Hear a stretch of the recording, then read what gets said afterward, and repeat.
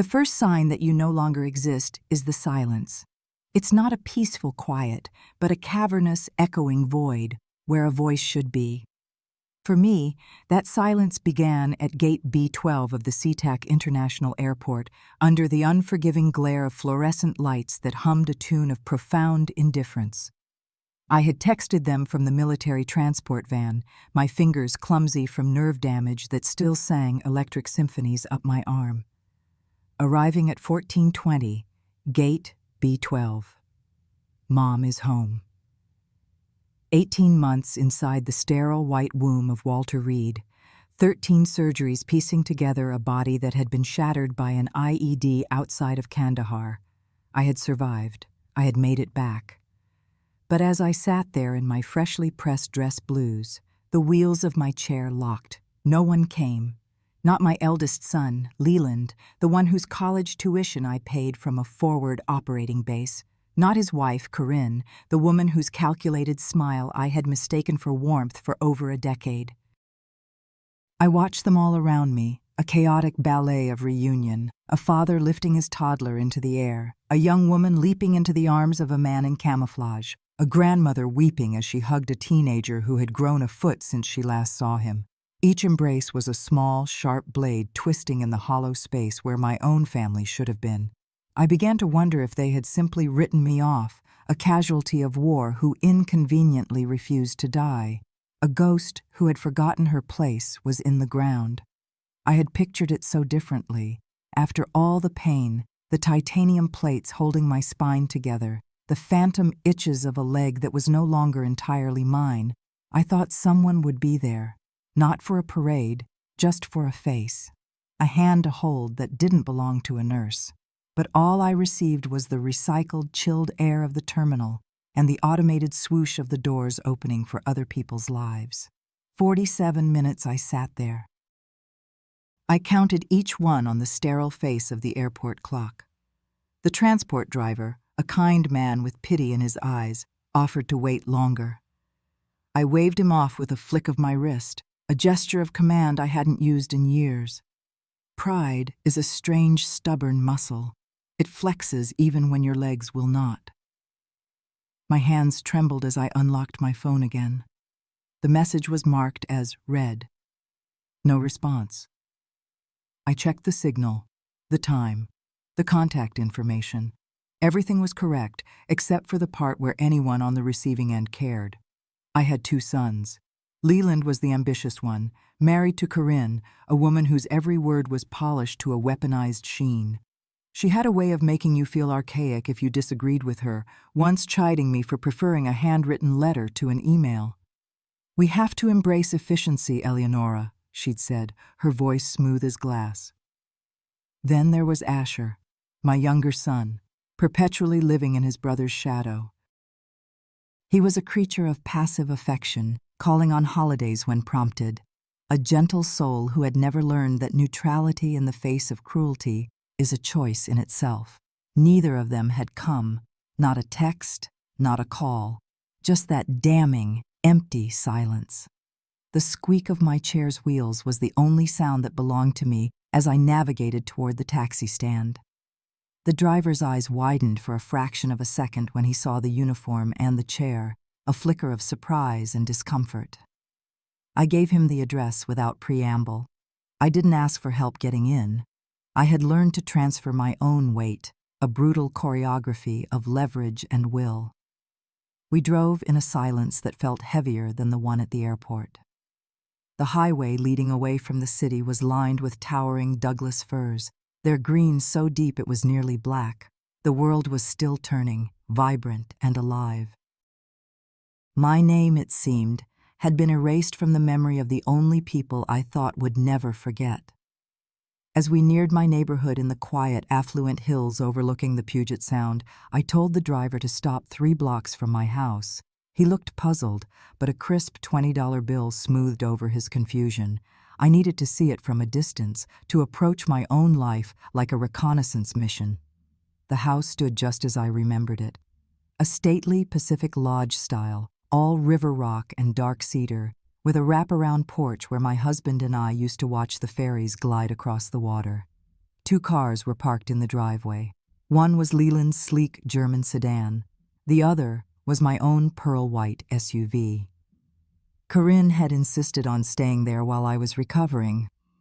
"It just makes sense, Eleonora," she had chirped over a crackling satellite phone connection. "We'll keep an eye on things." It's only practical. I wheeled myself behind the thick, manicured hedge of a neighbor's property, the wet leaves brushing against my shoulders. The porch lights flickered on, triggered by an automatic timer someone had reset. And then the front door opened. A woman stepped out, silhouetted against the warm interior light. It was Corinne. She was wearing my antique silk robe, the one my husband had brought back for me from Japan, its delicate cherry blossom pattern a whisper against the twilight. She held a wine glass, its contents swirling as she laughed into her phone, a brittle, performative sound that didn't reach her eyes.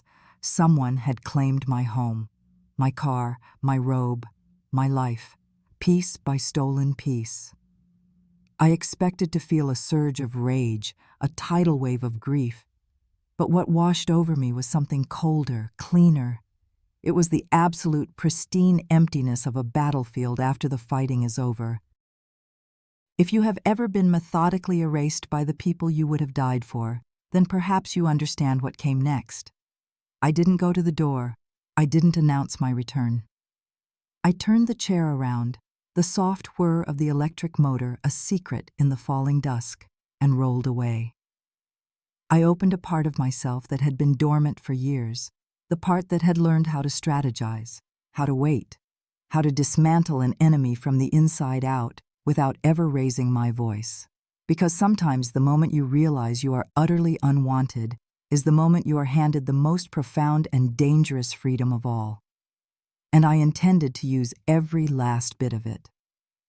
That night, I checked into a faded motel off the interstate, a place of transient anonymity called the Sprucewood Inn. I paid in cash and registered under my maiden name. The walls were thin enough to hear the man in the next room snoring, and the mattress sagged like a tired sigh, but it was a perfect command center. For the first time in 18 months, no one knew where I was. I was a ghost, and a ghost has the advantage of surprise. The next morning, I went to the bank. Not my familiar local branch where the tellers knew my name, but the imposing downtown headquarters. A different clerk, a sterile smile. I requested a full review of all activity on my accounts. She typed, her brow furrowing slightly. I saw the shift in her posture, the subtle tightening around her mouth. Something was wrong.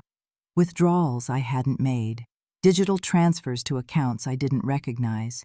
And then, the masterstroke, a new family trust, opened under a name eerily similar to my late husband's, with Leland and Corinne as trustees. They had used the power of attorney I'd signed on a gurney just before my third surgery. The one Leland had assured me was, "Just a formality, Mom, in case of emergency." The betrayal was exquisite in its meticulousness. This wasn't a smash and grab. It was a corporate takeover of a life. The statements showed that Corinne had moved into my house 2 weeks after my second operation, the one where my heart had stopped on the table. By the 5th surgery, Leland had rerouted the utilities and transferred the title of my SUV. I kept my face a mask of placid neutrality as I requested printed copies of everything. I walked out of that bank holding a manila folder full of evidence, my expression as bland as if I'd just run a simple errand. From there, I went to see Alistair Finch, the lawyer who had handled my husband's estate.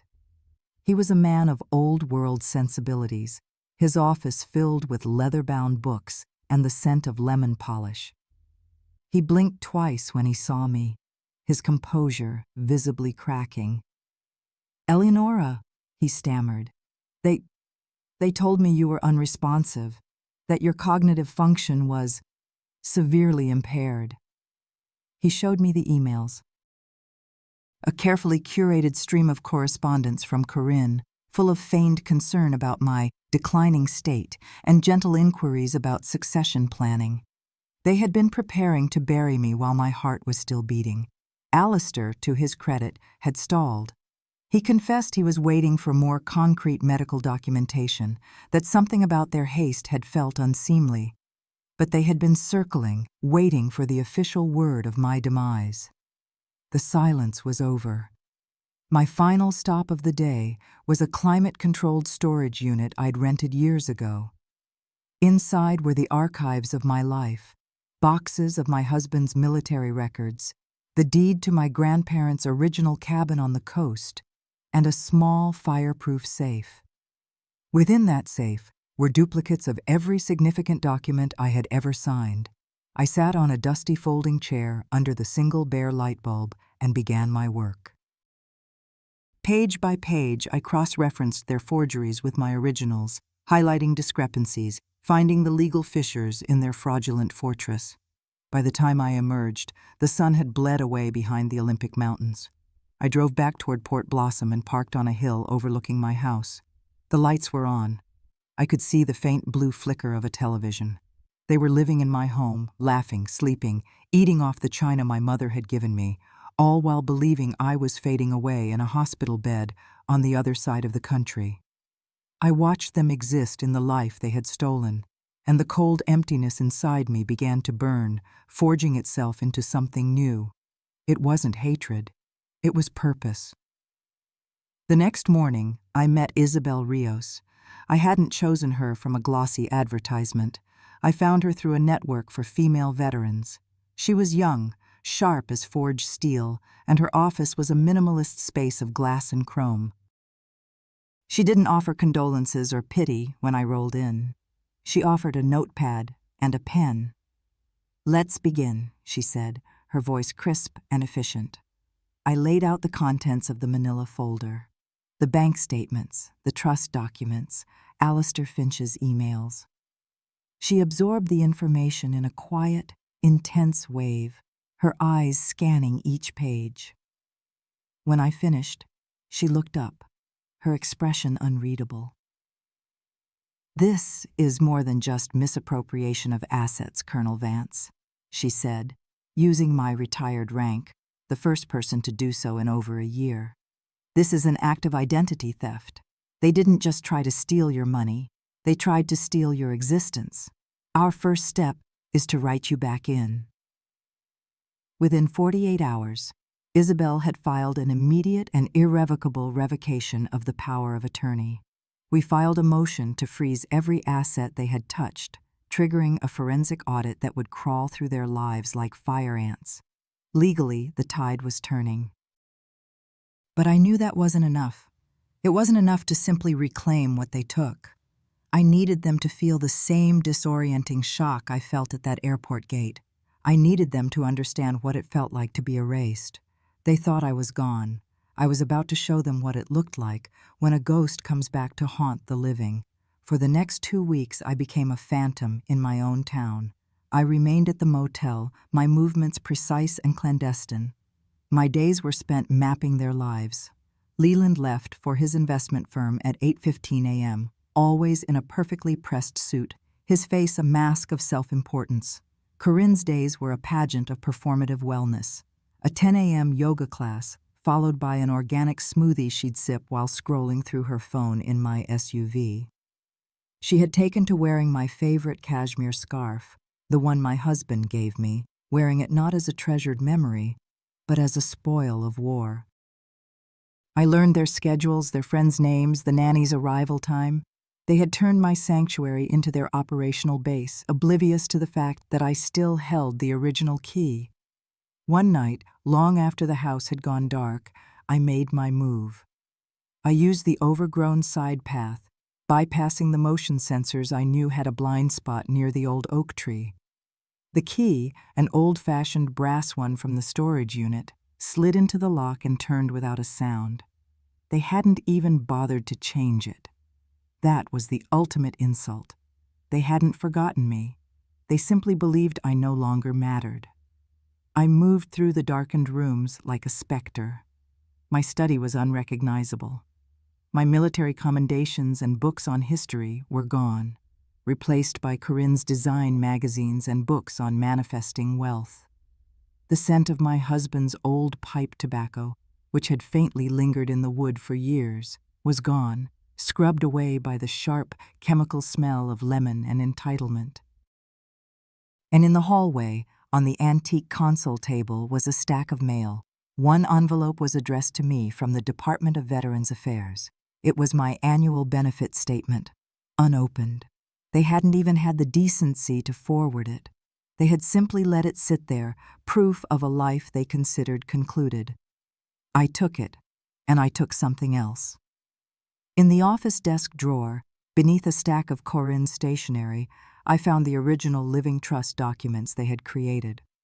I swapped them with a carefully prepared decoy from Isabel, a version with subtle but critical legal errors that would render it useless. I left as silently as I had arrived, a whisper of justice in the house of thieves. My next move was not legal, but strategic. I contacted Serafina Morales, the director of a local center for women veterans. I had met her once at a charity event. I told her I wished to make a significant donation to a new project, a transitional home for female veterans recovering from major injury or trauma, a place to heal without the fear of being a burden. Her voice filled with a hope so raw it was almost painful. "We've been praying for something like this," she whispered. "We have a waiting list of women sleeping in their cars." I offered her my house. "It's currently occupied," I explained carefully. "Under circumstances that are being legally rectified, it may take some time." Sarah listened, then said something that resonated deep in my bones. "Colonel, most people don't give away their homes unless they're trying to reclaim their souls." That conversation set the stage for the final act. I didn't want to win in a sterile courtroom. I wanted to win in the court of public opinion, in the community they had so carefully cultivated. 2 weeks later, invitations went out from the Veterans Center for a special donor appreciation dinner.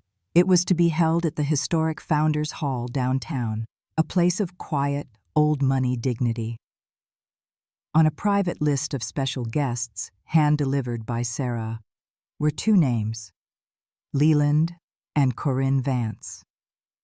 The invitation made it sound like a networking opportunity, a chance to rub elbows with the city's philanthropic elite.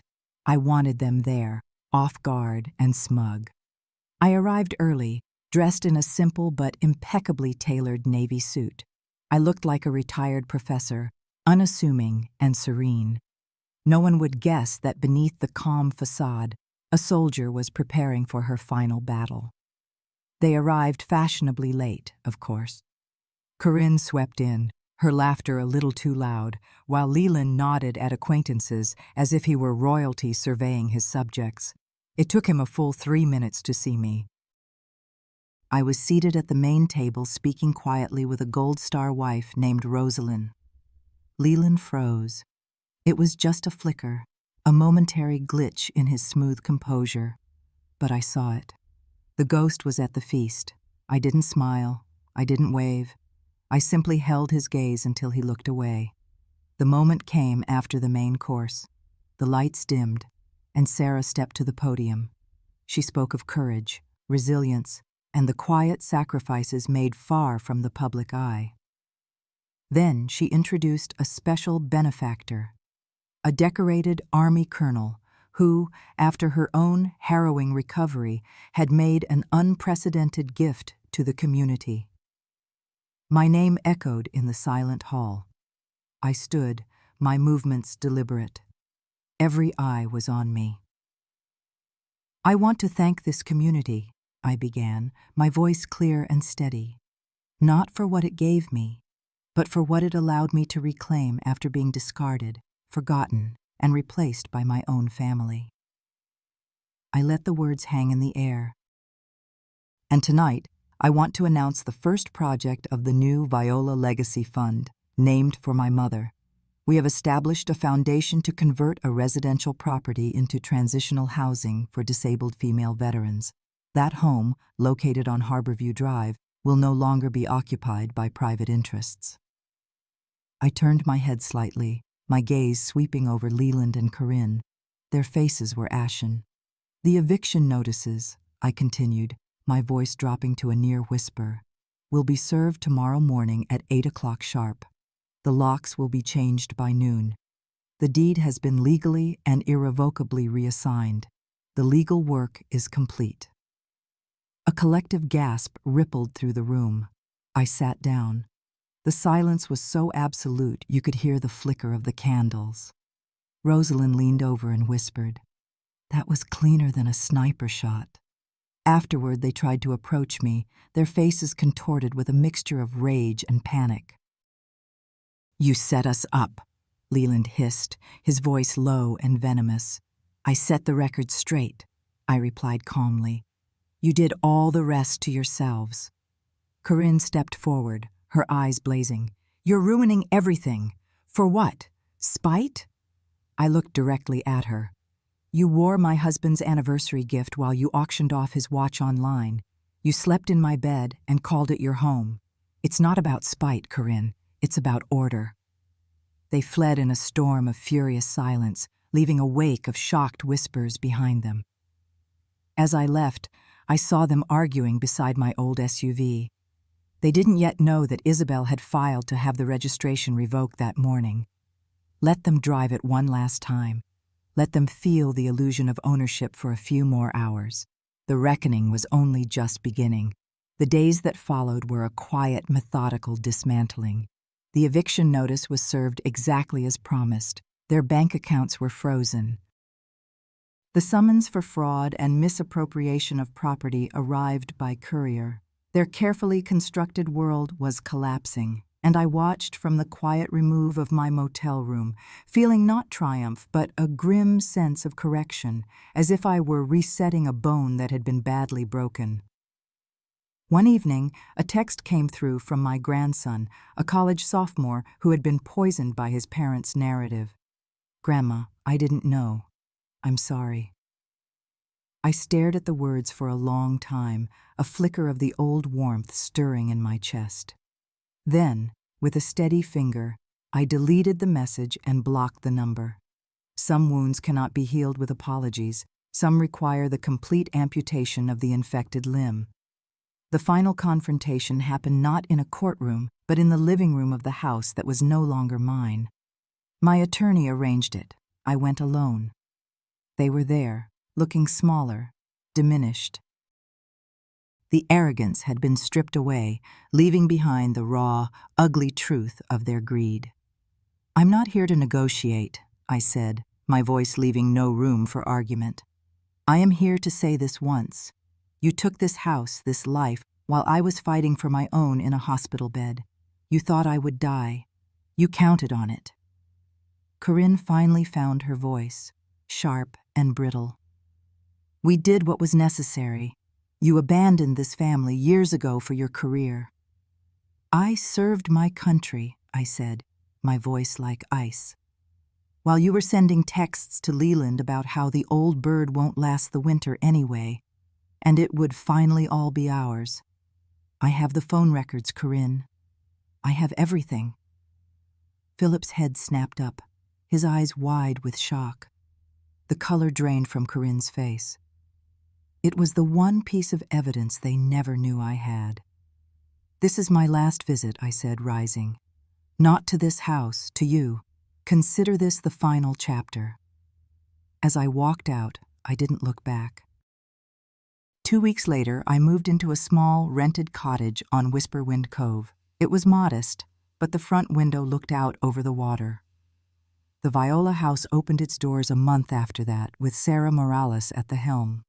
The local news covered the story, celebrating the anonymous donor who had turned personal tragedy into a beacon of hope for others. The narrative was no longer mine to control. It belonged to the community now. My life became quiet. I volunteered.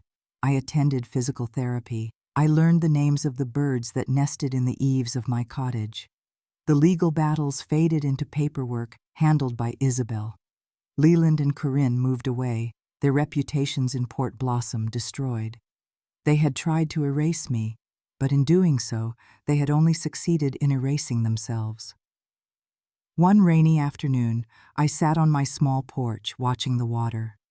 The hollow space inside me, the one that had echoed with silence at the airport, was no longer empty. It was filled with a quiet strength, a peace I had forged in the fire of their betrayal. The true victory wasn't in taking back a house.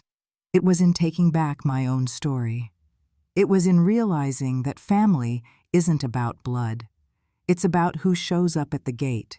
And when no one does, it's about learning how to walk through it alone and build a new home on the other side, not with bricks and mortar, but with dignity and an unbreakable will. Not everything that is taken from us is a loss.